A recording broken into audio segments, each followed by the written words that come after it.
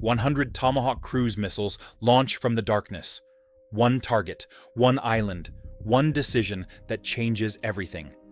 This isn't total war. This is surgical strike with strategic consequences that neither side anticipated. May at 3:17 a.m. South China Sea.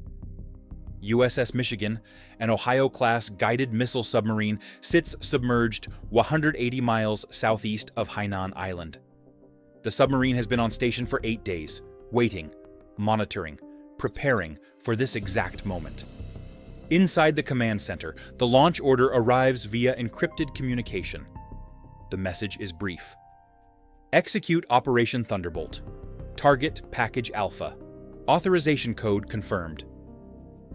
Target Package Alpha is not a city, not a population center. It's a single military installation that represents China's entire South China Sea strategy. Yulin Naval Base on Hainan Island, home to China's nuclear submarine fleet. The most strategically important naval facility in the People's Liberation Army Navy. 6 Type 094 ballistic missile submarines are based here. These are China's sea-based nuclear deterrent. Their second strike capability, the submarines that ensure China can retaliate even if their land-based missiles are destroyed. The base also houses 4 Type 093 attack submarines, 8 Kilo-class diesel-electric boats, supporting infrastructure for submarine maintenance, torpedo storage, nuclear fuel handling, command facilities, dry docks. This single installation represents approximately 40% of China's operational submarine force. Destroying it doesn't win a war, but it fundamentally alters the strategic balance. At 3:23 a.m., USS Michigan begins the launch sequence. The submarine has 154 Tomahawk cruise missiles in vertical launch tubes, but tonight it will only fire 22 missiles. USS Ohio, another Ohio-class submarine positioned 240 miles to the east, will fire 34 missiles. USS Florida, 190 miles south, fires 24 missiles. USS Georgia, the fourth boat, fires 20 missiles from 210 miles west. Total 100 Tomahawk missiles, all targeting one facility, all launching within a 6-minute window. What's the strategic calculation here? Type A for complete destruction, Type B for sending a message, Type C for crippling capability without total war. The answer is C. This strike is carefully calibrated, not an attempt to destroy all Chinese military capability, not the opening of total war. It's a response to a specific Chinese action. 3 days ago, Chinese forces seized a Taiwanese supply vessel in international waters, detained the crew, claimed the ship violated Chinese territorial claims. Taiwan requested American assistance. Washington decided to respond, not with words, with precision violence that demonstrates capability and resolve. The Tomahawks launch at 3:24 a.m. Each missile weighs 3,500 pounds. Carries a 1,000-pound warhead, flies at 550 mph, range 1,000 miles. These aren't the newest Block V missiles with 1,200-mile range. These are Block 4, reliable, proven, GPS-guided with terrain-following capability and terminal radar homing. The missiles fly at 100 feet above the water, low enough to avoid most radar detection until final approach. The flight time from launch points to target varies. Closest submarines' missiles arrive in 23 minutes. Farthest submarines' missiles take 31 minutes. The missiles are timed to arrive simultaneously, all 100 striking within a 90-second window. This is critical. If missiles arrive sequentially, Chinese defenses can engage each wave separately. Simultaneous arrival overwhelms defensive systems. If you're following this realistic strike analysis, hit that subscribe button now. Chinese coastal radar first detects the missiles at 3:38 a.m., 14 minutes after launch. The radar operator sees multiple low-altitude contacts moving at high speed toward Hainan. He reports immediately. Air Defense Command receives the warning. They have approximately 9 minutes to respond. Not much time, but enough for professional military force. Yulin Naval Base has significant air defense, 2 HQ-9 long-range surface-to-air missile batteries. Each battery has 8 launchers with 4 missiles each. That's 64 interceptor missiles available. Additionally, 4 Type 730 close-in weapon systems, CIWS, for last-ditch defense. 7-barrel 30mm Gatling guns. Rate of fire, 5,800 rounds per minute. These are the final layer if missiles penetrate the SAM umbrella. At 3:39 a.m., Chinese air defense activates. HQ-9 radars search for targets. They detect the incoming swarm. Computer systems calculate intercept solutions. The mathematics are challenging. 100 targets, 64 interceptor missiles available. Even with perfect performance, 36 enemy missiles will get through. And performance is never perfect. The HQ-9 batteries prioritize. They target missiles that pose greatest threat to critical facilities: the submarines in port, the dry docks, the command center. At 3:42 a.m., the first HQ-9 missiles fire. 4 missiles toward 4 different Tomahawks. The interceptors climb rapidly. Mach 4.2 speed. They use semi-active radar homing. Ground radar illuminates targets. Missiles home on reflected energy. The first intercept occurs at 3:43 a.m. HQ-9 warhead detonates 20 meters from Tomahawk.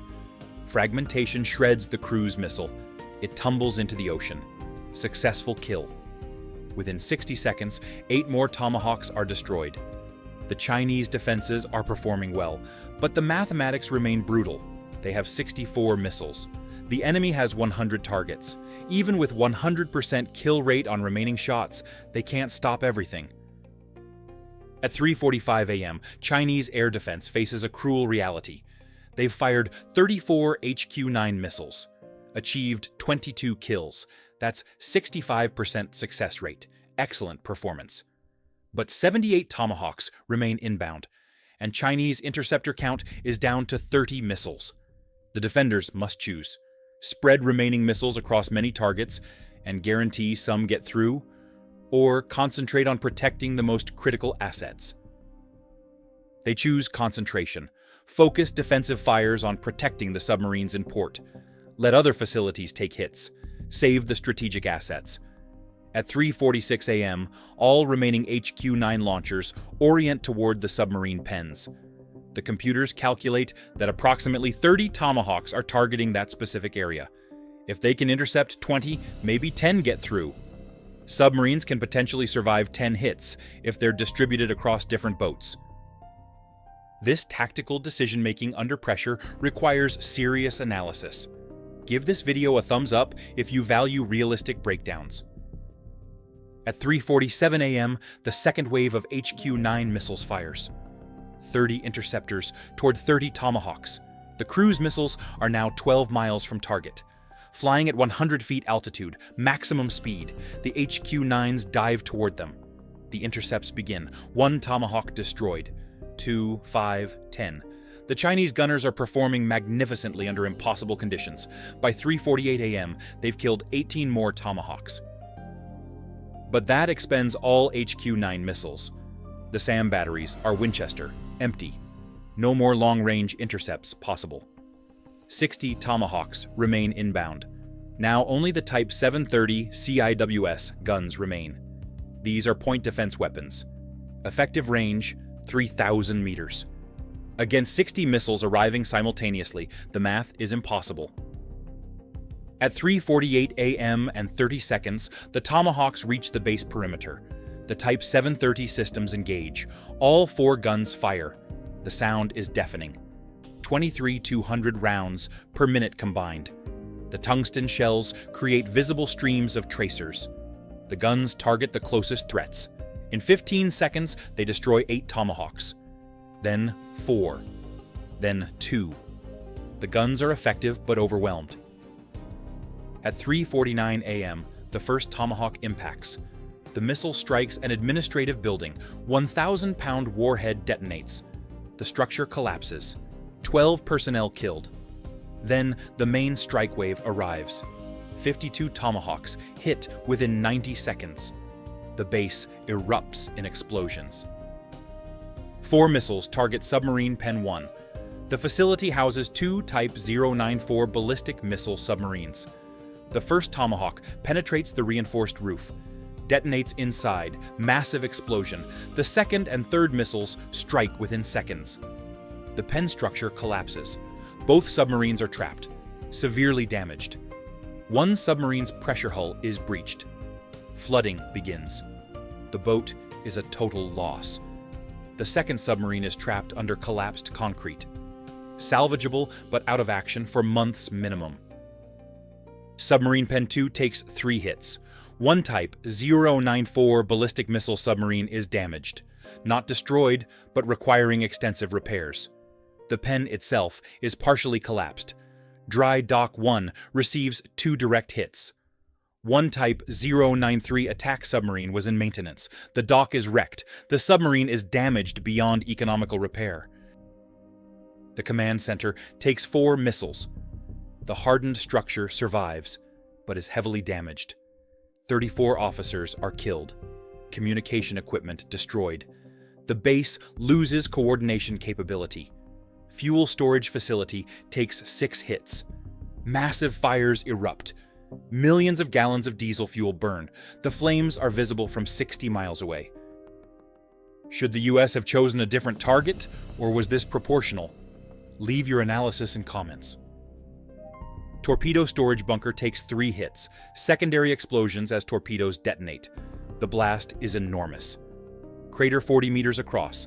67 personnel in the facility are killed instantly. Repair facilities take 8 hits. Workshops destroyed, tools lost, spare parts whereabouts collapsed. The base's ability to maintain submarines is crippled. By 3:51 a.m., the attack is over. 100 missiles launched. 40 intercepted by HQ-9 systems and CIWS. 60 impacts on target. The damage assessment is devastating but not total. 2 Type 094 ballistic missile submarines destroyed or heavily damaged. 1 Type 093 attack submarine destroyed. Submarine pen facilities collapsed. Command center damaged. Fuel supplies burning. Torpedo storage destroyed. Repair capability eliminated. 234 military personnel dead. 340 wounded. But critically, 4 Type 094 ballistic missile submarines survived undamaged. They were at sea when the attack occurred. China's sea-based nuclear deterrent is degraded but not eliminated. This is important. The strike was severe but not existential. It crippled a major facility without destroying China's fundamental strategic capabilities. At 4:07 a.m., Chinese military command receives damage reports. The assessments flood in. Yulin Naval Base is heavily damaged. Submarine force capability reduced by approximately 40%. 2 ballistic missile submarines lost. 1 attack submarine destroyed. Infrastructure destroyed. But the base is not completely eliminated. Partial functionality remains. Surviving submarines can operate from other facilities. Beijing faces a critical decision: respond with military force? Against what target? American submarines that launch the missiles are already 300 miles away, impossible to catch. Attack American naval bases? That escalates to total war. China isn't ready for that. Accept the strike and respond diplomatically? That looks weak. Every option has serious drawbacks. At 4:34 a.m., Chinese leadership holds emergency meeting. President Xi demands options. Military commanders are honest. Immediate military retaliation is possible but risky. Chinese DF-21D anti-ship missiles could target American carriers. But that requires finding them first. Carriers are mobile. Current location unknown. Firing blindly wastes missiles and looks desperate. Alternative: strike American base on Guam. Anderson Air Force Base. That's within range of DF-26 missiles. But attacking U.S. territory directly invites massive retaliation. Guam is American soil. Striking it means war. Total war. Is China ready for that over one damaged base?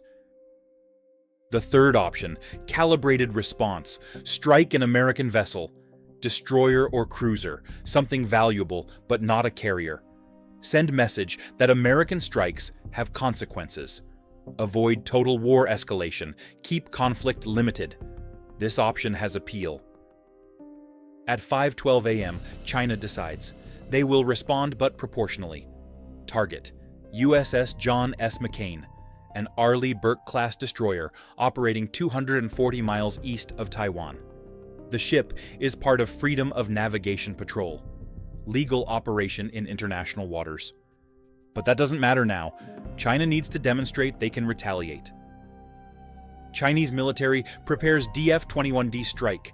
20 missiles, not 100, not overwhelming attack, enough to potentially hit destroyer and send message.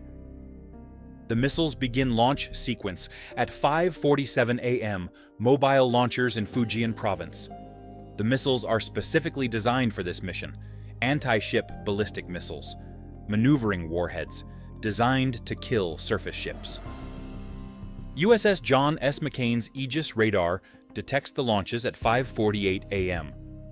The system identifies them as ballistic missiles. Trajectory calculations show they're targeting the ship. Flight time, 8 minutes. The destroyer's crew springs to action. Combat Information Center coordinates defense. SM-3 interceptor missiles prepare to fire. The destroyer has 96 vertical launch cells. 32 are loaded with SM-3 interceptors. Enough missiles to engage all 20 incoming threats, with some redundancy. At 5:50 a.m., the first SM-3 fires, then another. Within 90 seconds, 24 SM-3 missiles are airborne. The interceptors climb at incredible speed. They're designed to hit ballistic missiles in space. These DF-21Ds top out at 100 miles altitude, well within SM-3 engagement envelope. Support this channel by subscribing and sharing. This realistic war scenario analysis is comprehensive. The intercepts begin at 5:53 a.m. First DF-21D is destroyed at 87 miles altitude, kinetic kill. The interceptor smashes into the warhead at combined speed of Mach 20. Both vehicles disintegrate. Second kill. Third, the SM-3 system is performing as designed. By 5:54 a.m., 14 DF-21Ds are destroyed in mid-course phase. 6 missiles survive to terminal phase. They begin their final dive toward the destroyer. Maneuvering warheads activate. They're designed to adjust trajectory in final seconds. Make interception harder. The destroyer's SM-2 missiles engage. Shorter range, but effective against diving targets. 3 more DF-21Ds are destroyed. 3 missiles survive to final approach. Range, 12 miles.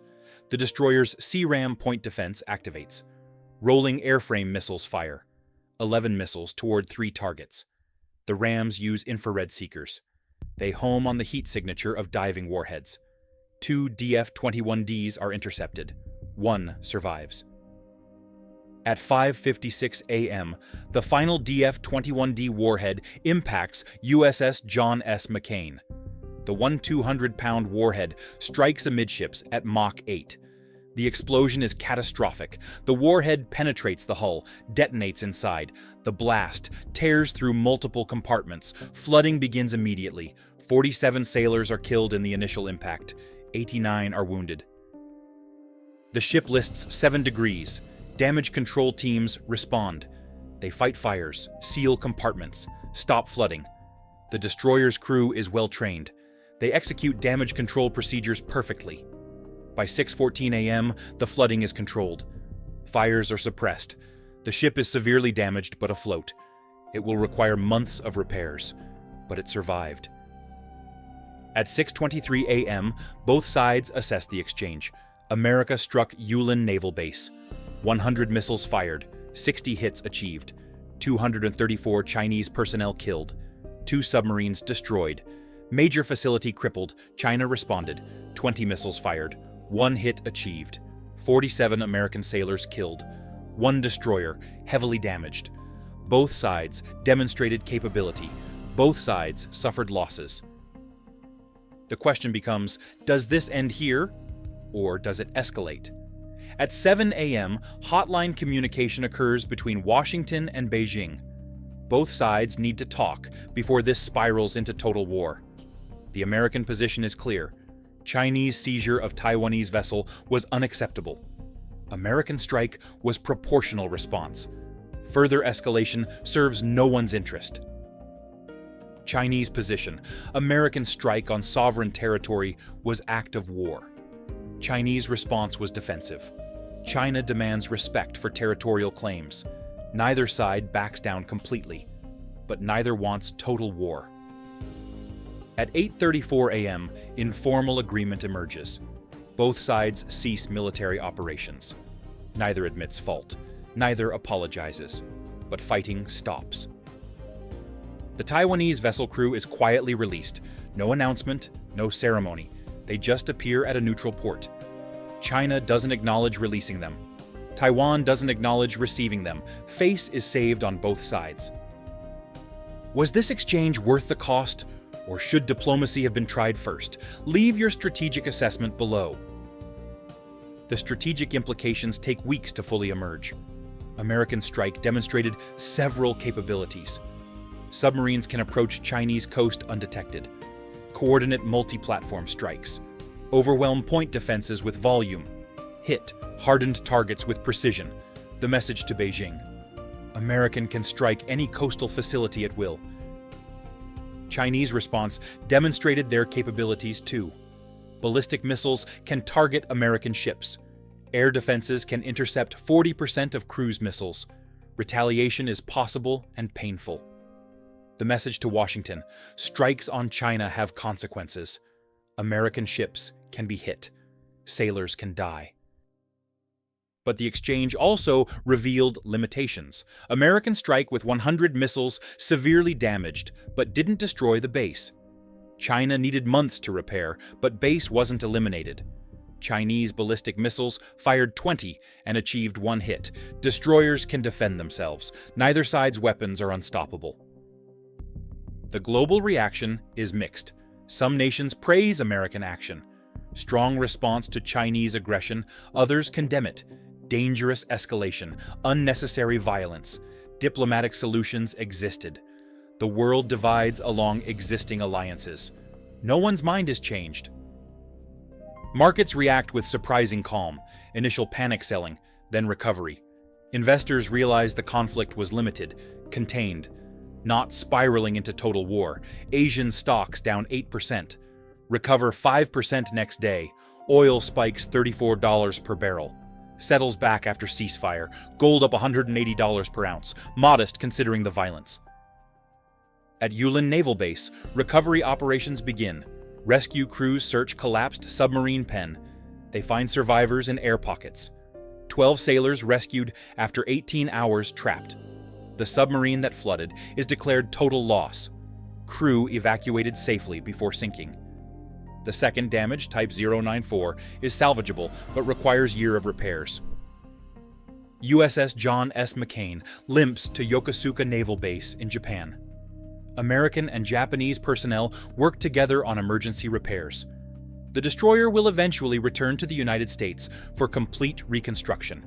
Cost estimate, $300 to $40 million. Time estimate, 14 months. The ship will sail again, but not soon. Both militaries study the engagement intensively. American analysts examine Chinese air defense performance. 40% interception rate against Tomahawks is higher than expected.